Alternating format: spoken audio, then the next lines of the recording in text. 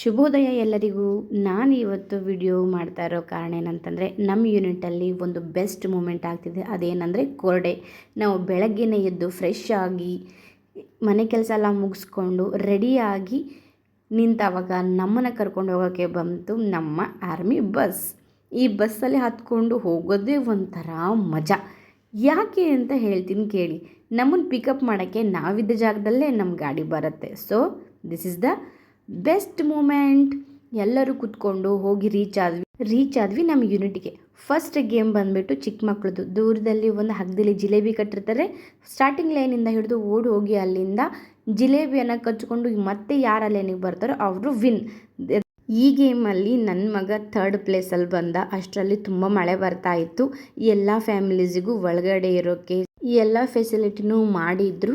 ಕೆಲವೊಂದು ಗೇಮ್ಸ್ಗಳನ್ನು ಒಳಗಡೆ ಆಡಿಸಿದ್ರು. ಅದರಲ್ಲಿ ಒಂದು ಹಗ್ಗ ಜಗ್ಗಾಟ.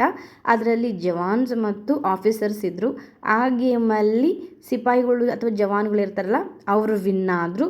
ತುಂಬ ಖುಷಿ ಆಯಿತು, ತುಂಬ ಎಂಟರ್ಟೈನ್ಮೆಂಟ್ ಆಗಿತ್ತು. ಮಳೆ ಬಂದು ಕೆಡಿಸುತ್ತೆ ಅಂತ ಅಂದ್ಕೊಂಡ್ರು ಕೂಡ ಇಲ್ಲಿ ಖುಷಿಗೆ ನಗುವಿಗೆ ಏನೂ ಕಡಿಮೆ ಇರಲಿಲ್ಲ.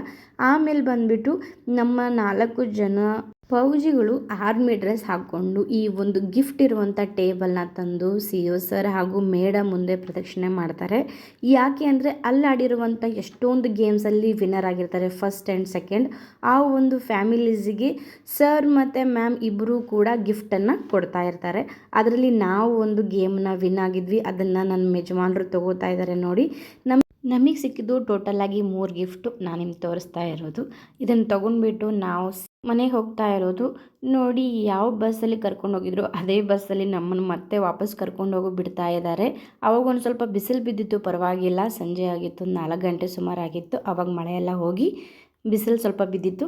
ಅನ್ಕೋಬೇಡಿ ಏನು ಮೇಡಮ್ ಮಳೆ ಅಂತಂದರೆ ಬಿಸಿಲಿದೆ ಅಂಥೇಳಿ. ಅದು 12 ಗಂಟೆ ಸುಮಾರು. ಇದು ಮತ್ತು ಸಂಜೆ 4 ಅನ್ನೋಷ್ಟರಲ್ಲಿ ಇಷ್ಟು ಬಿಸಿಲು ಕಾಣಿಸ್ತಾ ಇರೋದು ನಿಮಗೆ. ಹೀಗಿತ್ತು ಇವತ್ತಿನ ದಿನ. ಈ ಒಂದು ವಿಷಯನ ನಿಮ್ಮ ಜೊತೆ ಹಂಚ್ಕೋಬೇಕು ಅಂತ ತುಂಬ ಆಸೆ ಆಗ್ತಾಯಿತ್ತು, ಹಂಚ್ಕೊಂಡಿದ್ದೀನಿ. ಎಷ್ಟೊಂದು ದಿನಕ್ಕೆ ಆರ್ಮಿ ಅಂದರೆ ಏನು, ಆರ್ಮಿ ಕೋರ್ಡೆ ಅಂದರೆ ಏನು ಅಂತ ತುಂಬ ಜನಕ್ಕೆ ಗೊತ್ತಿರಲ್ಲ.